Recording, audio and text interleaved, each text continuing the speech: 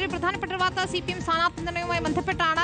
തൃപ്പൂണിത്തുറയിൽ M Swaraj വേണമെന്ന് CPM Ernakulam ജില്ലാ secretariat. സ്വരാജിന് ജയസാധ്യതയെന്നുണ്ടെന്നാണ് വിലയിരുത്തൽ. സ്വരാജിനൊപ്പം എം അനിൽകുമാറും പരിഗണനയിലുണ്ട്. ജില്ലയിലെ 5 സിറ്റിംഗ് MLA മാർ വീണ്ടും മത്സരിക്കാനും ധാരണയുണ്ട്.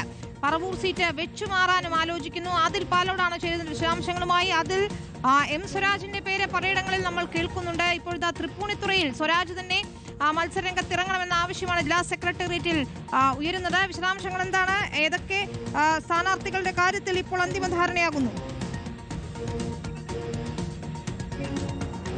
വളരെ പ്രധാനപ്പെട്ട ഒരു ചർച്ചയാണ് ഇന്ന് എറണാകുളം ജില്ലാ സെക്രട്ടേറിയറ്റിൽ നടന്നിട്ടുള്ളത് എന്നാണ് പുറത്തുവരുന്ന ലഭ്യമാകുന്ന വിവരം. എം സ്വരാജിനായി നേരത്തെ തന്നെ മലപ്പുറത്തെ പൊന്നാനി മണ്ഡലത്തിൽ പ്രധാന പരിഗണനയിലുണ്ട് എന്ന വാർത്തകൾ പുറത്തു വന്നിരുന്നു. എന്നാൽ ഇപ്പോൾ ഏറ്റവും പുതിയ വിവരം അനുസരിച്ച് കഴിഞ്ഞ തവണ 2016 നിയമസഭയിലേക്ക് മത്സരിച്ച് വിജയിച്ച കെ ബാബുവിനെ പരാജയപ്പെടുത്ത എം സ്വരാജിന്റെ അതേ തട്ടകത്തിലേക്ക് തൃപ്പൂണിത്തുറയിലേക്ക് എം സ്വരാജിന് വേണം എന്ന ആവശ്യം ജില്ലാ സെക്രട്ടേറിയറ്റിൽ ഉയർന്നിരിക്കുന്നു എന്നുള്ളതാണ്. സ്ഥാനാർത്ഥി നിർണയത്തിന്റെ പ്രാഥമിക ചർച്ചകൾക്കായുള്ള സെക്രട്ടേറിയറ്റിലാണ് ഈ ആവശ്യം ഉയർന്നിരിക്കുന്നത്. കഴിഞ്ഞ തവണ 1200-ൽ പരം വോട്ടുകൾക്ക് മാത്രമാണ് കെ ബാബുവിനോട് എം സ്വരാജ് പരാജയപ്പെട്ടത്.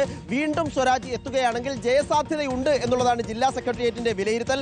മാത്രമല്ല ജില്ലയിലെ 5 സിറ്റിംഗ് MLA മാർ വൈപ്പിനും കളമശ്ശേരിയും കുന്നത്തുനാട് അടക്കമുള്ള മണ്ഡലങ്ങളിലെ MLA മാർക്ക് വീണ്ടും തുടരാം എന്നുള്ളതാണ് ഇപ്പോഴുള്ള പ്രധാനപ്പെട്ട ധാരണ. ഇതിൽ മറ്റ് സീറ്റുകൾ സംബന്ധിച്ച് പ്രത്യേകിച്ച് പെരുമ്പാവൂർ ആലുവ അടക്കമുള്ള സീറ്റുകളുണ്ട്. ഈ സീറ്റുകളിലൊക്കെ പറവൂർ VD സതീശന്റെ എതിരെ മത്സരിക്കുന്നത് CPI ആണ് എന്നുള്ളതാണ്.